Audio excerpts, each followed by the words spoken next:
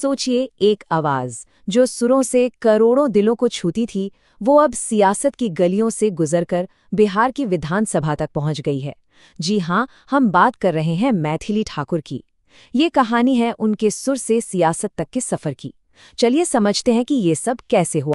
ये सिर्फ एक नंबर नहीं है, नहीं, ये एक इतिहास है। एक ऐसी उम्र जिसमें ज्यादातर लोग अपना करियर शुरू करने के बारे में सोचते हैं, उस उम्र में एक बहुत ही बड़ी कामयाबी हासिल की गई। बिल्कुल सही। सिर्फ 25 साल की उम्र में मैथिली ठाकुर बन गई बिहार की सबसे युवा विधायकों में से एक। और देखिए, ये सिर्फ एक चुनावी जीत नहीं है, इसे बिहार की राजनीति में एक नए चैप्टर की शुरुआत की तरह देखा जा रहा है। तो आज हम इसी पूरे सफर को, इस कमाल के सफर को समझने की कोशिश करेंगे। लेकिन सवाल ये है कि ये सब हुआ कैसे? राजनीति का ये रास्ता कोई रातों रात तो बना नहीं, इसकी जड़ें तो कहीं और थी, संगीत में, सुरों में। तो चलिए कहानी को बिल्कुल शुरू से शुरू करते हैं। मैथिली का जन्म बिहार के मधुबनी में हुआ और उनका परिवार कह सकते हैं कला और संस्कृति का एक जीता जागता उदाहरण था। घर में ऐसा माहौल था जहां संगीत सांसों में बसा था। उनके पिता रमेश ठाकुर, जो खुद एक बेहतरीन संगीतकार हैं, वही उनके पहले गुरु बने। और इतना ही नहीं, उनके दोनों भाई ऋषभ और अयाची, वो भी संगीत से ही जुड़े हैं। तो आप समझ सकते हैं कि इस पूरे संगीतमय परिवार ने ही उनकी कला को तराशने का काम किया। तो उनका जो सफर था ना, वो बड़ा दिलचस्प है। उसमें पारंपरिक और मॉडर्न दोनों का एक मिक्स था।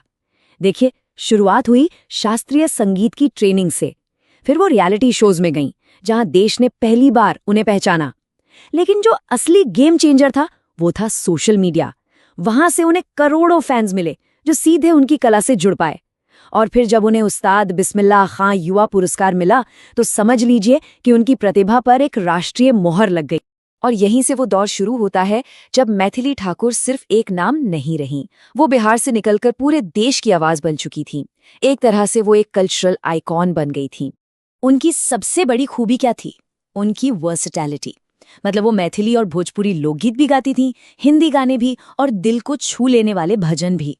उनकी आवाज किसी एक भाषा या राज्य में बंधी नहीं, इसने हर सरहद को पार किया और पूरे भारत के लोगों के दिलों तक पहुंची। ये कहना गलत नहीं होगा कि उन्होंने अपने संगीत से देश को एक कल्चरल धागे में बांधने का काम किया। और इस टैलेंट को पहचान भी खूब मिली, एक के बाद एक अवार्ड्स। देखिए, संगीत नाटक अकादमी से उस्ताद बिस्मिल्लाह खान युवा पुरस्कार मिला, नेशनल क्रिएटर्स अवार्ड मिला। इतना ही नहीं, उन्हें बिहार खादी का ब्रांड एम्बेसडर और फिर चुनाव आयोग का यूथ एम्बेसडर भी बनाया गया। ये सारे सम्मान इस बात का सबूत थे कि अब वो सिर्फ एक सिंगर नहीं, बल्कि देश की एक बड़ी और प्रभावशाली कल्चरल फिगर बन चुकी हैं।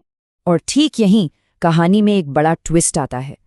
एक कलाकार जो अपनी कला से लोगों के दिलों पर राज कर रहा था, वो अपनी इसी ताकत को, इसी पहचान को एक राजनीतिक आवाज देने का फैसला करता है। तो ये बदलाव हुआ कैसे? इसके दो बड़े स्टेप्स थे। स्टेप 1, 2025 में मैथिली ठाकुर ने भारतीय जनता पार्टी यानी बीजेपी ज्वाइन की।